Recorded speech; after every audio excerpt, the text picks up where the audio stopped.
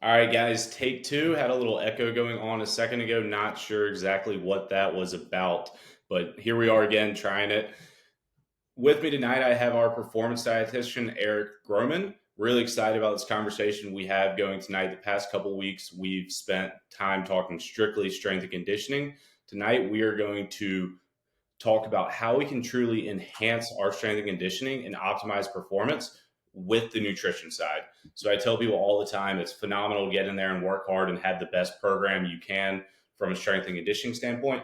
But if we are not putting the right things into our body, we are really just kind of treading water, really going to be stuck in that same place, never truly reaching our full potential. And I know Erik's going to provide a lot of great insight tonight on that. So without stealing anything that Erik's going to say tonight, let me go ahead and turn it over to Erik. And if you could introduce yourself real fast to anybody who might not know you, that'd be perfect.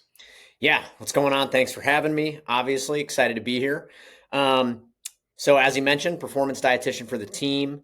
Little background on myself: I was in the Marine Corps, 0311, infantry guy, and then once I got out of active service, I decided to pursue my education, and I decided to pursue that in nutrition and dietetics. So, got my bachelor's of science in nutrition and dietetics, and I also have my master's degree in nutrition and dietetics.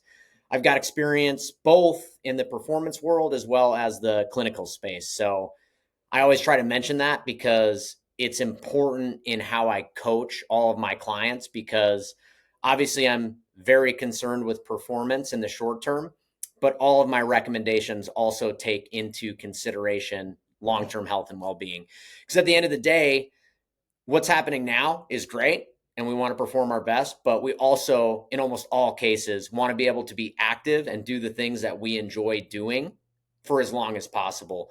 So for me, I love snowboarding. I love surfing. I'm really into bow hunting. I live in Wisconsin, if you couldn't tell by the dumb camo. Um, but all of my hobbies require me to be in shape, right? To enjoy them to the full. So nutrition's a huge part of that, as is my training. But depending which hobby I'm doing or which sport I'm currently pursuing, nutrition's always been and continues to be a really big part of that. So right now I'm in ultra endurance running phase. So my nutrition's definitely shifted a lot now from what it used to be when I was definitely in the weight room a lot more. Now I'm outside running like a weirdo, but either way, nutrition's huge, obviously. So excited to answer any and all questions you guys have on that. Yeah, and I think it is very important for anyone who hasn't worked with many dietitians. You can see a huge difference in the performance dietitians and the clinical dietitians. Not saying one is wrong or one is right. It really depends on the situation that you are in. So I think being able to combine both of those situations is a huge advantage for individuals. And, you know, while it's easy for me to understand the difference, there's a lot of people who truly don't understand that difference. So when you go to work with a dietitian, whatever your needs are, truly understanding those differences is huge, and really combining those two gives people really the best out of that product. So, all right, No Erik. doubt. So let's go ahead and dive in. The we I talked a little bit in the intro about combining strength and conditioning and nutrition to really optimize performance for individuals. So, could you talk on a little bit on how to truly fuel for performance? Yeah, absolutely. So in almost every presentation I give, I have what I deem the performance nutrition hierarchy. So many things in nutrition can be broken down into a hierarchy, right? Because obviously some things are more important than other things. And I think especially in today's modern world where everything's on social media and you're just getting, a fire hose of recommendations and opinions and individual testimonials and random studies, especially if you don't know how to like run through a scientific study, it's so overwhelming. So when it comes to the performance nutrition hierarchy, the base of the pyramid or the foundation of the hierarchy, the things that are most important are going to be meeting your energy needs every day, making sure your macronutrient distributions are in range and in check to meet your goals, and then staying adequately hydrated. Dehydration is a performance killer being undernourished, right? Not having enough actual fuel to perform will kill your performance. And if your macros are way out of range, the one I see the most in practice is, especially when a client comes to me initially, almost across the board, carbohydrates are going to be lower than they should be. That's typically because I work mostly with men. Not to say I don't work with women, but the majority of my clientele are men. And I think men naturally gravitate towards high protein diets, right? Because in our minds and the way we're taught nutrition growing up, it's like, I need to eat a bunch of meat so I can build a lot of muscle. And yes, obviously the amino acids from the proteins you're eating are going to be the building blocks that are going to contribute to building muscle. But the process of building muscle and how those amino acids go from digestion into your actual muscle to build, carbohydrates are a big part of that. In addition to that, if we don't eat enough carbohydrates and we eat too much protein, our bodies are going to go through a process called gluconeogenesis where they're going to convert protein into carbohydrates. And that's because carbohydrates are the body's preferred fuel source. So making sure carbohydrates are in range is really important. And the way that is ranged, two different ways. So we can stick to what's considered the acceptable macronutrient distribution range, or the AMDR. It's 45 to 65% total calories. Or if I'm working with a more serious athlete, we can simply do a weight to carb ratio. So that's typically 3 to 12 grams per kilogram. Now, that's a huge range. Like if you sit down and think 3 to 12 grams per kilogram of body weight, like massive range. And the 12 end is like an obscene amount of carbohydrates. So to kind of give you a breakdown of what that might look like in a sports setting, the people on the lower end of the carbohydrate setting are doing that because they need room elsewhere in their caloric budget for different macronutrients like protein. So somebody that's going to be training for, let's say, strongman, or somebody that is in a building phase where their sole purpose and focus is to build muscle mass, where they need a lot of protein, their carbohydrates are inherently going to be lower because they still have to stay within a caloric budget. So they only have so much percentages they can spend in each macro bucket.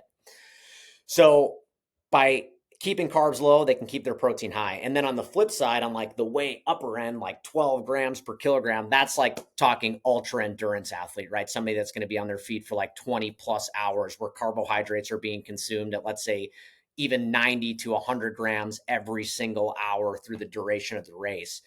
Most people fall somewhere in that range, kind of towards the middle, right? Like a more hybrid style training. So like individuals on the warfighter program, tactical athletes, especially in the military, they're going to be considered more of like a hybrid athlete. I know that's like kind of a buzzword right now, but it is very applicable because the capabilities that that individual needs to achieve are, they need to be able to ruck long distances or run or sprint in a short term while carrying weight. They need to be able to be strong in case somebody goes down and they got to pick them up and drag them, right? So their capabilities and just the demands of their profession require them to be hybrid, for lack of a better term. But most people in general, I think, even if they're not in a tactical athlete setting, like let's say it's just somebody that works, an office job or owns a business, I think everyone kind of gravitates towards that hybrid style of training where you're building up a great aerobic base, but also strength and power. Because I think when it comes to most activities and body compositions or aesthetics, the way you look, that is a great place to be at, right? To have the capability to do all of it. And it's when you pursue other goals, specific goals, like Andy competed in the Arnold, right? So strength and power was his main focus. That's different. He had a specific goal. His nutrition was tailored towards that goal. Right now, I'm an ultra endurance runner, so my nutrition is tailored towards that specific goal. But when I end this silly cycle of endurance running, I will definitely transition kind of again back more to the middle of the range because I like doing both activities, right? I like the weight room. I like running, again, surfing, snowboarding, going out in the backcountry, hunting with my bow. It all requires strength and endurance. So nutrition's a big part of that. So I know I ran my mouth for a while. Let me recap. The base of the pyramid, meeting your energy needs. So not under consuming fuel, macronutrient distributions in check, staying hydrated. The middle tier are going to be things that are really important, but you don't need to overly concern yourself with them on a daily basis. And I'd say that's hitting your fiber goal. Now, as a dietitian, I would love for you to hit your fiber goal every single fucking day. But if you miss a day or two, it won't be detrimental to your overall health or your performance, right? Like you can miss out a couple days, not worry about it. You won't, odds are you're not going to notice any negative effects. And the next one is meeting your micronutrient needs, right? Am I getting enough of my vitamins, my minerals, the phytochemicals, things like omega-3 fatty acids? Again, really important. Should you try to be diligent and hit those every day? Absolutely. You want to be consuming your magnesium, right? You want to be getting those omega-3 fatty acids for a number of different reasons. But life happens, and sometimes, we can't, right?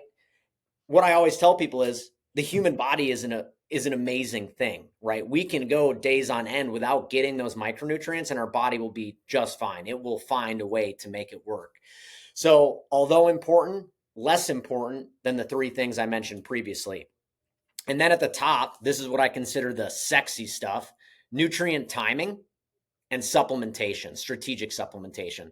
That's all the shit you see on social media, right? That's all the sexy stuff that people want to, like, they just want to jump straight to that. They skip the first two tiers of the pyramid and they're like, I need this supplement to perform my best, or I need to, I got to hit that pre-workout perfect and post-workout perfect and dial my numbers in. And yes, if you are an athlete, let's look at Olympic level cyclists, just for sake of argument.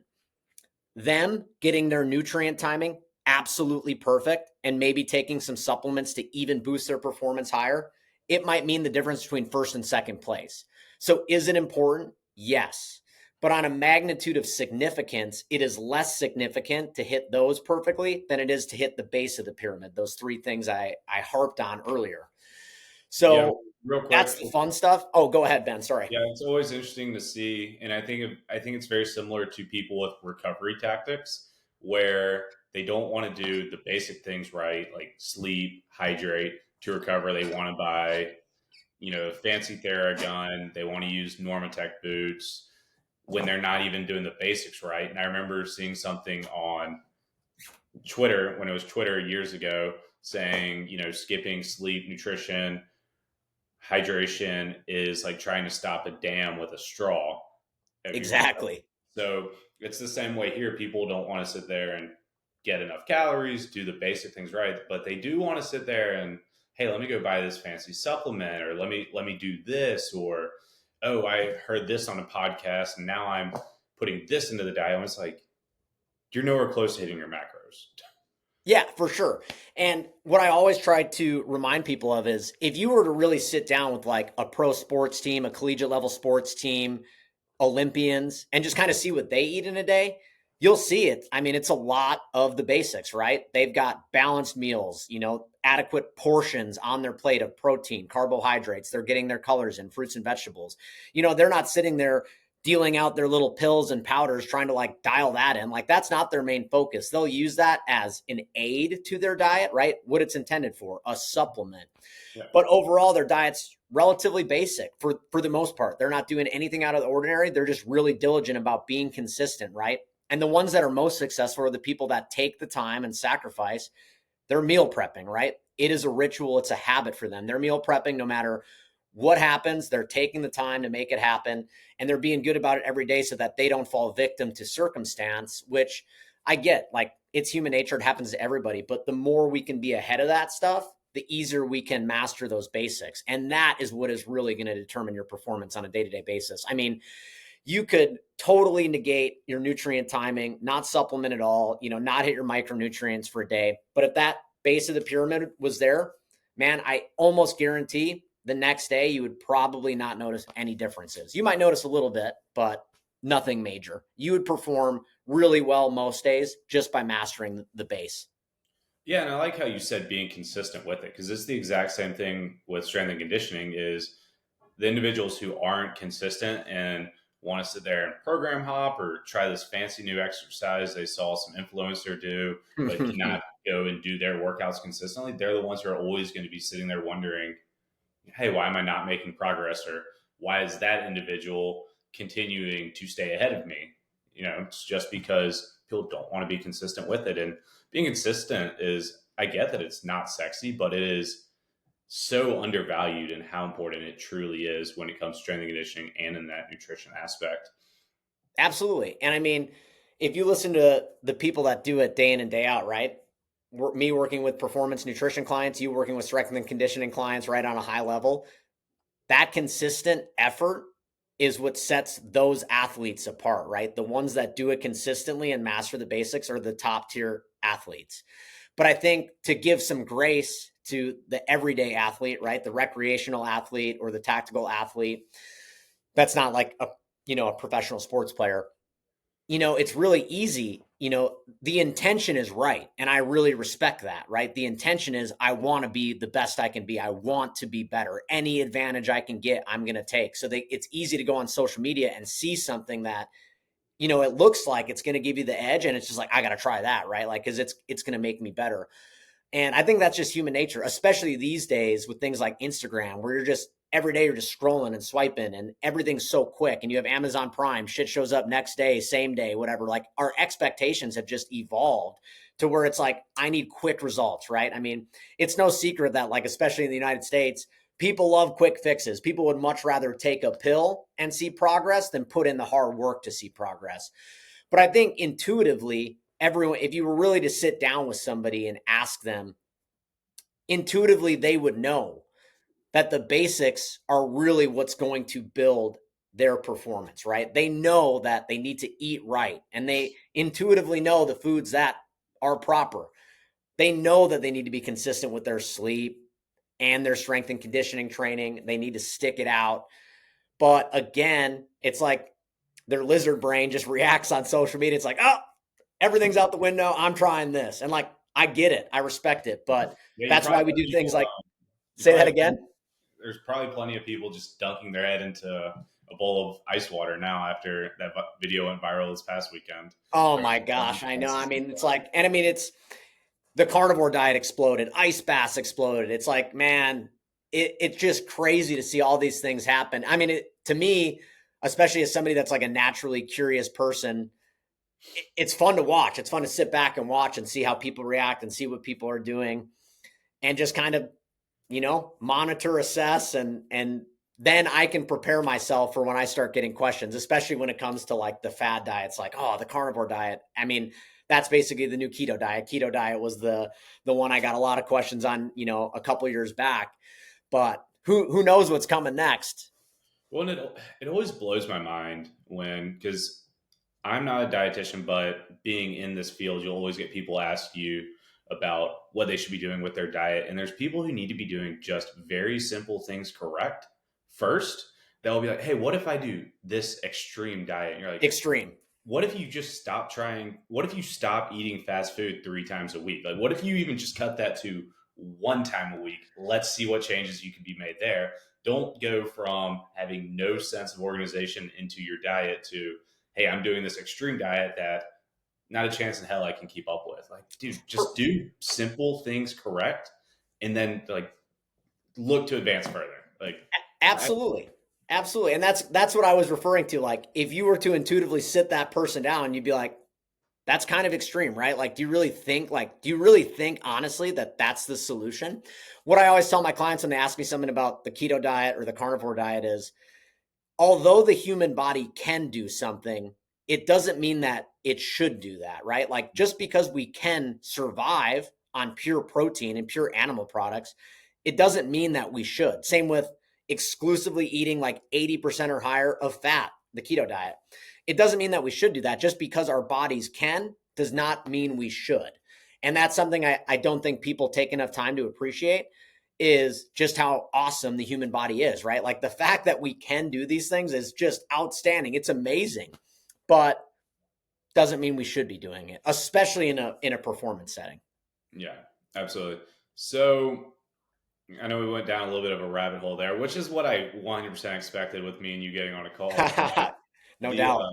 so kind of back to fueling for performance. A big thing we oftentimes see is guys just not knowing what to eat before a training session, whether that is the timing of it, which I think is huge because obviously you'll get people where it feels like it's just sitting there, or maybe they don't wake up in time to eat. But a lot of individuals don't know what foods to eat to actually perform well. Like, say it's a morning training session with a lot of people are getting it. A lot of people have to do. What advice would you give to somebody about eating before a morning training session? Yeah, great Well, question. let's look at a strength session and then let's look at a endurance session if you don't mind. Sure. Well, it really comes down to not necessarily, I'd say the main difference that a strength session versus like a running session would have an impact on is running is a lot more jostling, right? Your body's physically moving up and down a lot. So depending what contents, if there are any left in your stomach, that is going to have more of a negative effect for most people than, if you're just sitting on a bench lifting. Most people can get away with eating more solid options that contain things like maybe a little bit of protein, maybe a little bit of fat if they're in the weight room, because again, they're not jostling a ton, right? Typically, it's a little bit lower intensity. Now, obviously, CrossFit or high intensity movements are going to be different, but those movements plus running, you got to be a little bit more strategic in the types of foods you choose.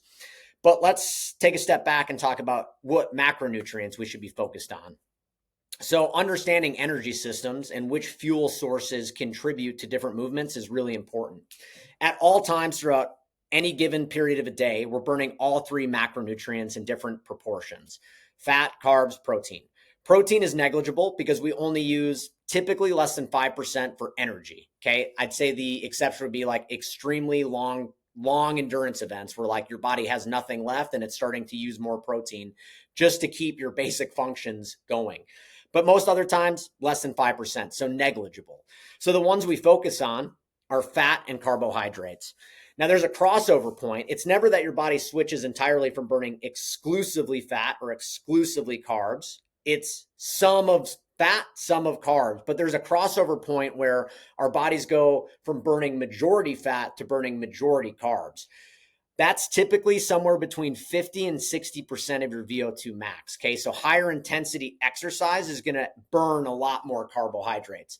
But even during that low intensity exercise, when fat is the primary fuel source, you are still burning a significant amount of carbohydrates. So if you do not fuel prior to your exercise, the only way your body's getting that carbohydrate source is through your glycogen stores. We want to keep those glycogen stores topped off as long as possible, right? Because let's say, just for a scenario, let's say you never fuel before training. Rest days Sunday, so you start a fresh week on Monday, okay? You'll get through Monday, you'll burn some of that glycogen off, and let's say you're one of those individuals that doesn't eat enough carbohydrates throughout the day. Well, then most likely you're not going to fully replenish your glycogen stores by Tuesday. So Tuesday you'll also probably get through. But by the time Wednesday comes around, if you continually underconsume carbohydrates, your glycogen is now starting to run low. So during the exercise, especially as intensity increases, you're going to start to hit that wall or bonk, right? You're going to feel that fatigue because your body will still use fat as fuel. You've got plenty on your body, right? Everybody, even super lean athletes, have like thousands of calories worth of body fat that will be used as fuel. The problem is, and this is the reason there's a crossover point, I was inverted. Little Top Gun reference. So the reason that happens is because the systems in which carbohydrates are metabolized into usable energy or fats are metabolized into usable energy requires oxygen, something that is in shorter supply as intensity increases, right? You're breathing harder, your heart rate's up. There's less oxygen coming in. Well, carbohydrate metabolism needs less oxygen. It's a more efficient system, so you can convert it quickly. That's why your body's burning more. So now finally answering your question. When it comes to pre-workout nutrition, my recommendation is always going to be carbohydrates, right? Yes, you can consume some fat and protein. And I'm really focused right now on like an hour before training, not 2 hours, 3 hours. We can discuss that later. But I think most people are going to try to eat a meal or snack, something small, like within that hour before they train, especially in the morning times. So in that case, you don't have a lot of time to digest. You need the food to leave your stomach and enter your system so that it can enter your bloodstream and start being used for usable fuel, right? You want the gasoline in the tank. So carbohydrates are going to be the preferred fuel source.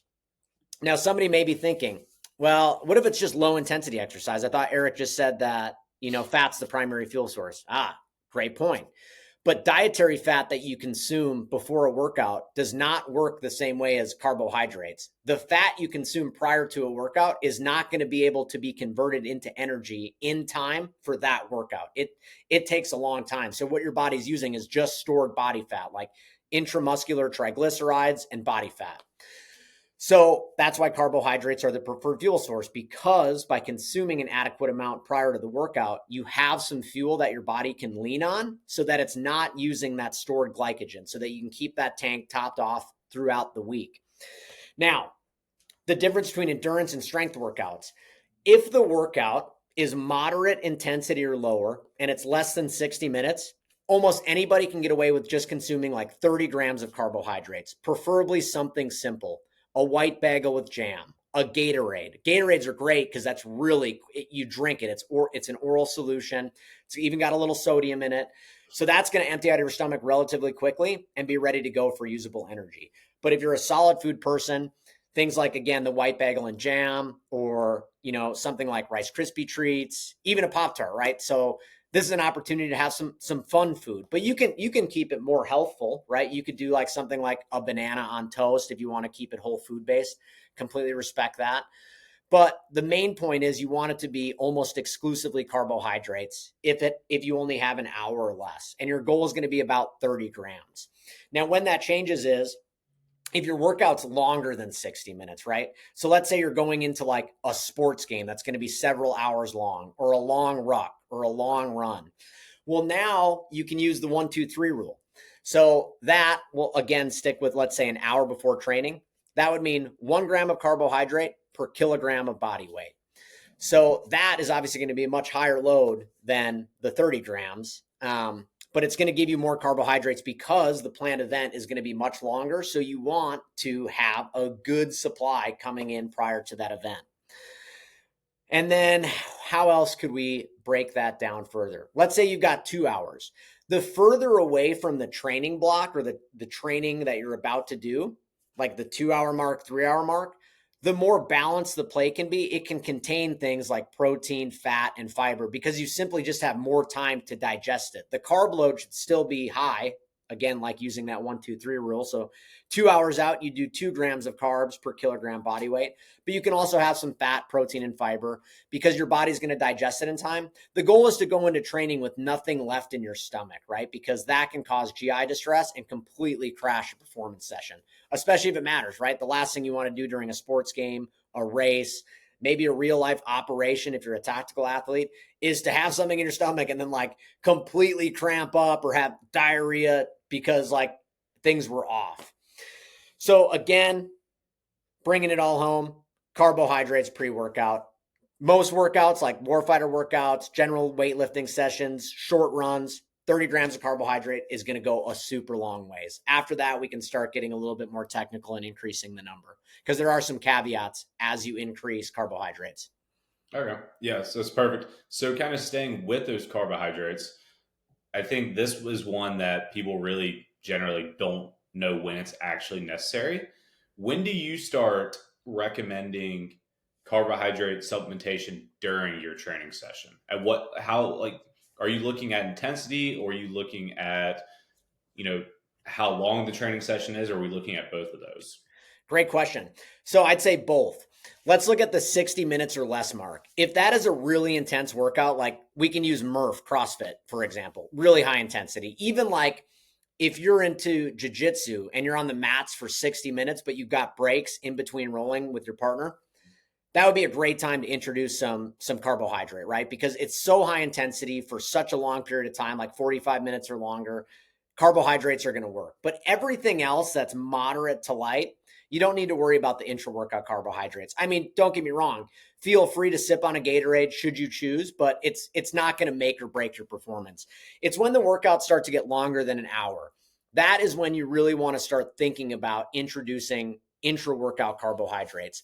The general rule of thumb is if a workout's going to be greater than an hour but less than 3 hours, you're aiming for like 30 to 60 grams an hour, okay, of intra-workout carbohydrate. And you can dictate that on your own based on your tolerance, based on, your planned exercises after that training session. So like follow-on sessions that day or the next day.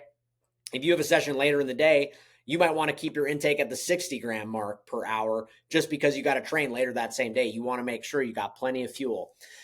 Once you get longer than 3 hours of working out, be it rucking, running, whatever it may be, that is when you can go up to the 60 to 90 gram mark of carbohydrates. And this is really where the caveat comes in.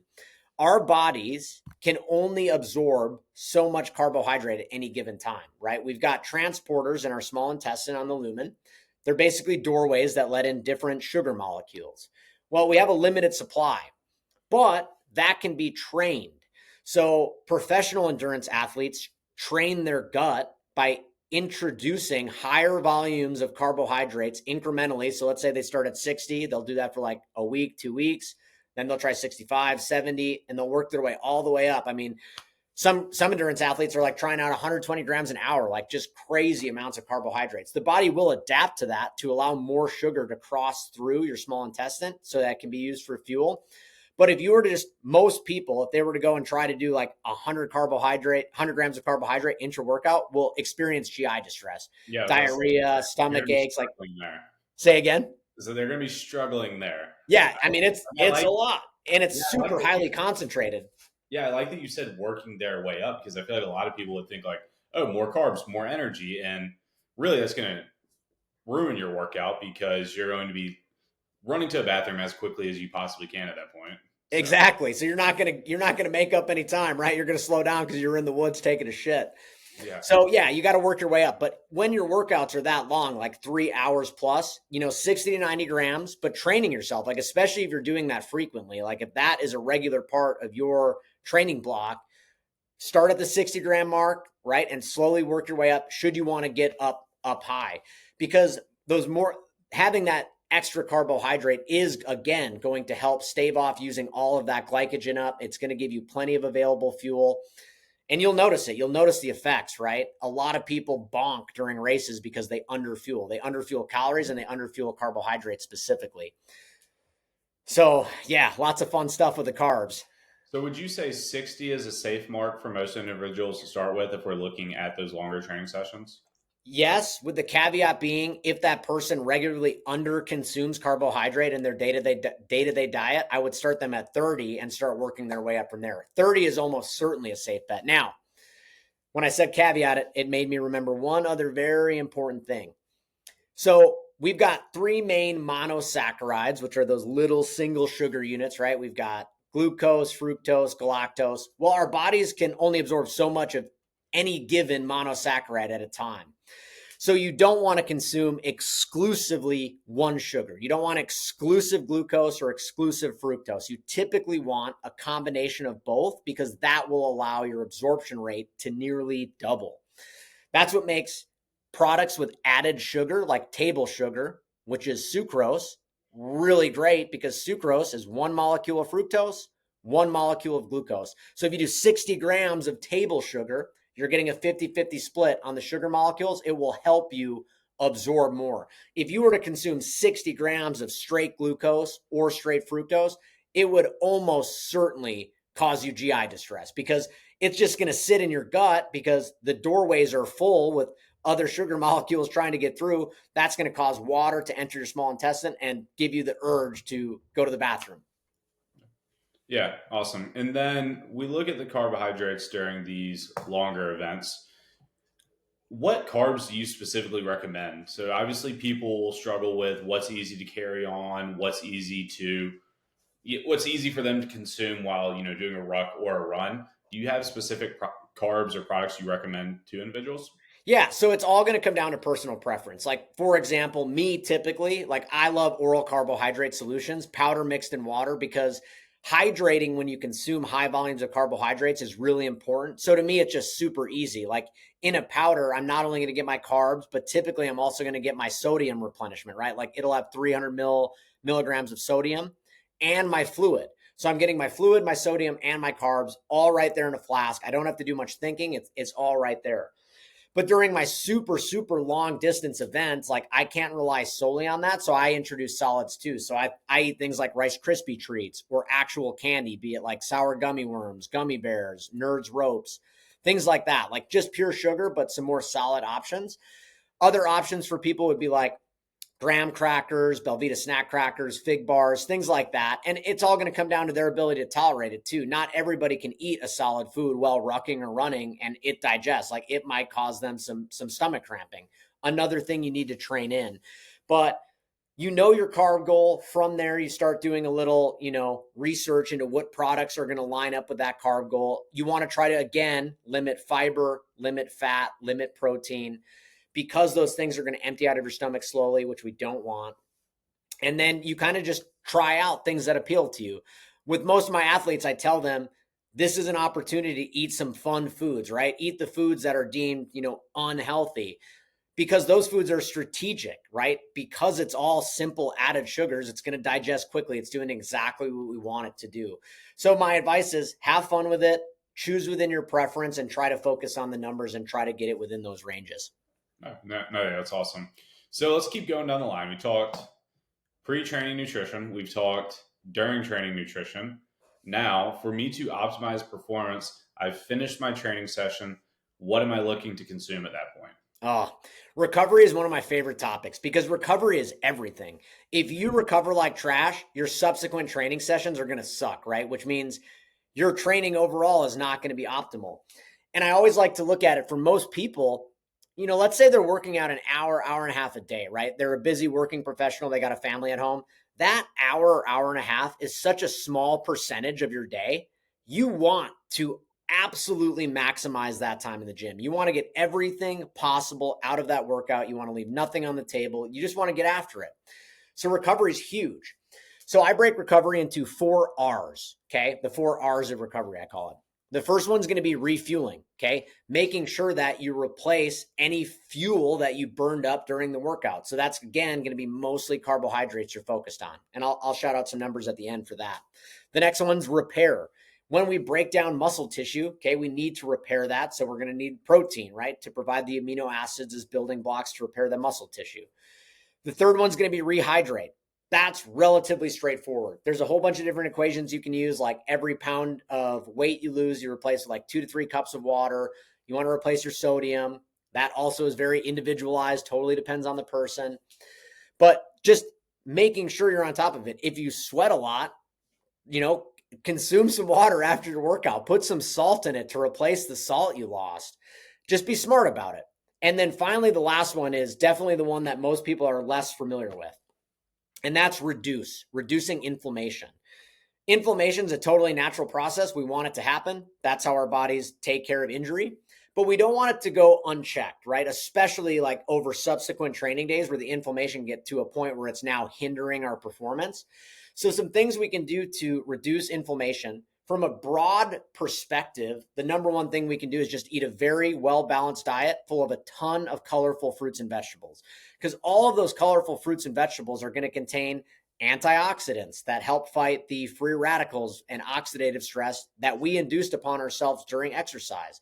They also provide a ton of micronutrients that our body is going to need to go through all the different biological processes that we need to recover, building muscle tissue, metabolizing carbohydrates, turning carbs into glycogen. All of those processes need those vitamins and minerals to work efficiently. So eating a well-balanced diet is super important for recovery. Some specific things we can focus on are some anti-inflammatory foods, things like extra virgin olive oil, turmeric. We could introduce tart cherry juice, which has been shown scientifically to have a significant effect on, now significant scientifically doesn't always mean like it's going to be a crazy difference, but it's been shown to reduce. You're not drinking tart cherry juice one day and then all of a sudden it's completely gone. Yeah, it's like, oh, I'm never sore again. Exactly. But tart cherry juice is super high in these phytochemicals that are beneficial for our body and super high in antioxidants. So it's been shown to reduce muscle soreness following strenuous activity. So tart cherry juice is a good one to try out. Hitting your omega-3s is huge. We got to get adequate omega-3s in daily. And if you're not somebody that consumes fish on a regular basis, taking a really high quality third-party tested omega-3 supplement that's high in EPA and DHA, aiming for like 1 to 2 grams a day, also really important to combat the inflammation. So refuel, repair, rehydrate, and reduce inflammation. Now, going up to the refueling, there's a couple rules of thumb for carbohydrates. I think the easiest one for most people to remember is there's a 2-to-1 ratio and a 3-to-1 ratio for carbs to protein. If you're cutting or tapering, 2-to-1 carb to protein ratio. If you're in a building or maintenance phase, 3-to-1 carb to protein. So if you're consuming, let's say, 30 grams of protein post workout, based on how you distribute it throughout the day, that's going to be 90 grams of carbohydrates with that meal. So 2-to-1 and 3-to-1. That's a really easy way to remember your carb numbers post training. Yeah. And I want to go back to something you said a second ago. You talked about having a colorful plate. I think that is so easy for people just to comprehend when they go to look at it. And that was one of the things we always tried to hammer into our athletes in the collegiate setting was, hey, you should be able to see the rainbow on your plate. Unfortunately, you get a lot of people, their plate is just beige, and you're like, it's not great, dude. And Yeah. then you can usually tell which guys those are. But it's just so simple to where like we look for that rainbow in our plate. It's probably well balanced, and we talked on it early on. I feel like it's something you can do consistently. It's not having to dial it in specifically, but even if somebody who doesn't obviously the education that you have, like that is a very simple check that they can do to see if their plate is on the right path. It may not be right because we can get into protein size, carbs, fats, everything on the plate. But if they're seeing the rainbow on that plate, they're probably on going in the right direction. Absolutely. I mean, I always say, like, if I had to get an elevator pitch to most people, right? So, like, just some random person I'm in an elevator with, he's like, give me one nutrition tip. I would say eat 4 colors at every meal and snack you eat. Because if you can do that, you're doing so much for yourself. You're giving yourself all those phytochemicals. You're giving yourself fiber, hydration, micronutrients, vitamins, minerals, things like that. And it's just so easy to remember, like, oh, okay, like every time I gravitate towards food or I'm putting something together at my house, like I need color. Well, I'm having spaghetti and meatballs tonight. That's not like a ton of color. Well, you could put in some mushrooms. You could put in some other vegetables into the sauce. If you're not down with that, then have your pasta with your meat sauce and Side eat a stuff. side salad, right? Yeah. Like nothing crazy. Like just eat the vegetables on the side, but the focus should always be to include that color. Even if we look at the athletes' plates during a heavy training session, the portion of starchy carbs goes up, right? Like bigger portions of rice, pasta, potatoes, things like that. But there is still a portion of that plate that's all color, right? Those non-starchy vegetables and fruit. So absolutely eat the rainbow. It is extremely important for my Marines out there. No, that does not fucking mean crayons. Okay, I get that. I eat them too, but I'm not talking about that when I say eat the rainbow. Yeah. No, I love looking at the plate for that rainbow. So, one thing I want to make sure we dive into tonight, I know we just spent a significant time on fueling for performance, which 100% wanted to. There's a lot of great things in there looking from pre, during, post training sessions. And it can be very confusing. I think you put a lot of great stuff into that. So how do we go about, we look at today, 2025, everyone has a social media account, everyone thinks they're a pro, everyone thinks they're an influencer.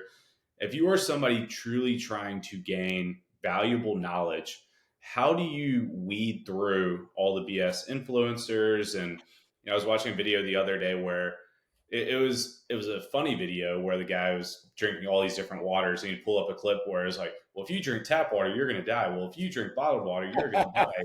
How does somebody weed through all of that false information and truly stay on the right path? Absolutely. So definitely a couple big red flags, right? If that person is trying to sell you something, like specifically a supplement that they branded themselves, like immediate red flag, Check right? my link in the bio. Yeah, like follow the money, right? Like trust me, man, the fruit and vegetable industry isn't paying me right now to tell you to go eat fruits and vegetables, right? Like I'm not making any money off that. So that's always a big one. But I'd say just from an overall general perspective is follow people on social media that are in that space daily working with actual athletes, right? A lot of the people you see on social media, they might look physically, aesthetically pleasing, okay? That does not mean shit. It doesn't mean that they could go run an endurance race or lift heavy or anything, right? Just because you look good does not mean you can perform. Those two do not translate. Additionally, their personal experience, their testimonial is a study of N equals one, meaning one study subject in that study. That does not mean, even if it worked for them, that it's going to work for you. So follow people on social media that work with athletic people on a daily basis, because what you'll notice in what they're saying is there's consistency across the board. Now, every dietitian and every person in the space, like nutrition PhDs, are going to have their own nuances and specific tips and tricks. But the broad picture of what we're saying is always going to be relatively consistent. So follow performance dietitians, follow nutrition PhDs, follow athletes like that, actually show their food, or whatever it is. I'm just trying to brainstorm here. But get away from these people that you can tell it's just pure clickbait, right? If their shirt's off and they've got a plate of food and they're in a video or a grocery store, like, obvious red flag, right? Like, man, why are you doing that? Like, you shouldn't need to do that. Now, I do get it. Our body in this world, as strength and conditioning coaches, and even in the nutrition space, like Jimmy says this all the time, like, our bodies are business cards. So I get the approach 100%. But if it seems sleazy, it probably is, right? Especially if there's an extreme involved, like, you don't need to eat vegetables ever. Like, that's extreme, right? Or on the vegan side, like, you don't need to eat meat ever. Like, that's also extreme. So just watch out for extremes, watch out for red flags, and follow people that actually work with a large portion of athletes on a daily basis. And you will start to notice that the trends are a lot different in what you're seeing. Yeah, absolutely. And it is unfortunate though. We look at our industries and oftentimes they are driven by individuals with absolutely no clue what's truly going on physiologically. They just look good with their shirt off. Maybe they're taking some good stuff. And then For they have no sure. issue being in front of a camera just saying some outlandish thing. And people just think that's what they need to do. And majority, like you said, is N plus one. So it works for that individual. That's phenomenal. But the 38-year-old dad with two kids, full time job, soccer, baseball practice, whatever else, that's not going to work for that individual. For sure. I mean, again, like, going back to the athlete thing, like, if you can follow like an Olympic level athlete or like a professional sports player that does really well in their respective sport and see what they eat, you'll see that it's nothing crazy typically. The proportions are probably going to be different depending on their sport. Like, an NFL linebacker is going to eat differently than like a tight or a cornerback, right? It's just body size. Or like, a lineman's going to eat different than a cornerback, for a better example. A hockey player is probably going to eat different than, let's say, a sprinter or a distance runner, right? Like, every sport's going to be a little bit differently because their sport demands a certain body type. Their nutrition is going to cater to what is going to be best for that sport. But nonetheless, what you'll see on their plate, again, are the basics, right? There's going to be color, there's going to be different proportions of starchy carbohydrates, and obviously lean protein and healthy fat. Yeah, and it's very similar to what you'll see in strength and conditioning. We start to look at linemen versus skill players. When I say skill players, I'm talking about cornerbacks, receivers. We're still going to sprint. You're still going to do your clean work, but that volume could differ. So when I was in college setting, our skill guys, they would do a little bit more sprint work than power clean work. Our linemen, they wouldn't do as much sprint work or acceleration work. They would do more volume there with the power cleans. It's still all the same. It's just the volume of what you're consuming is a little different. And one thing we've said multiple times throughout, and I think it is huge for people to understand, is we've used the word simple throughout this whole conversation tonight. I can't stress enough how being able to keep things simple and do it consistently, Mm-hmm. how much better off you are with doing that as opposed to, again, something extreme or something you can't follow. It's underrated, but it's huge. For sure. And I'd say one thing I experience with clients a lot is, how do I apply simple, right? Like, let's say you're coming from a place where you're not used to eating a lot of vegetables, right? You don't know how to prepare them. You're not really a big fan of them. That is where coaching comes in, right? I help work with you to do that, right? Like, let's prepare vegetables this way. Let's try it a couple different times. How about this? How about that? Like, let's see what sticks, right? We throw a whole bunch at the wall and see what lands. And it's like, oh, I really like that one. Like, boom, that's a keeper. Let's add that to the list. But exactly, at the end of the day, if you break it down, it really is simple. But simple doesn't always mean easy, right? That's where discipline and consistency comes in, right? It's simple, but it may not be easy. So it's Yeah, important to have that discipline. yeah, being consistent's not easy. For sure. I mean, You it's kind of always a need to, sacrifice. it's discipline, yeah. So I mean, if being consistent was easy, everybody would do it. Or, Exactly. we look at the nutrition side, and tomorrow's Friday. How many people are phenomenal? Let's not say phenomenal. How many people are doing great with their diet, Sunday evening through tonight, and then, hey, it's happy hour. Let's go get a couple drinks, and then that turns into A whatever. couple pizzas and Yeah, ice cream. exactly. So it comes back to that discipline and staying consistent with it.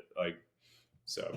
And same with meal prep, right? Like, let's say your meal prep day is Sunday. Like, man, it might take you 5 hours to prep all of your food for the week to be 100% dialed in. That's 5 hours. You're not doing something else that you really enjoy, like spending time with the family, right? Or hanging out with your friends or whatever it might be.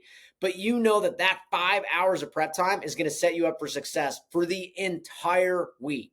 So that's where again, you got to be consistent. You got to build the habit. You got to have the discipline and just do it if you really want to optimize your performance and hit your goals. Now, obviously, if you have a ton of money and you can just hire a chef to do it, even better. But Yeah. most people are in that camp. So, So, no, yeah, awesome. Erik, that's awesome. We have a few minutes left here. I want to give you the opportunity to, if you have any closing words for everybody, any advice you'd like to leave them with. I would say, just like my elevator pitch, 4 colors every single meal. Don't be scared of carbohydrates and stop listening to stupid people on the internet. And that's it. Hey, nice and simple there. No, yeah, Erik, that's awesome. Guys, if you are interested with working with Erik or any of the other modern athlete coaches, stop on our Instagram at Modern Athlete Strength, DM us train, and we will get you set up with the proper coach. Appreciate you all signing on tonight. Thanks.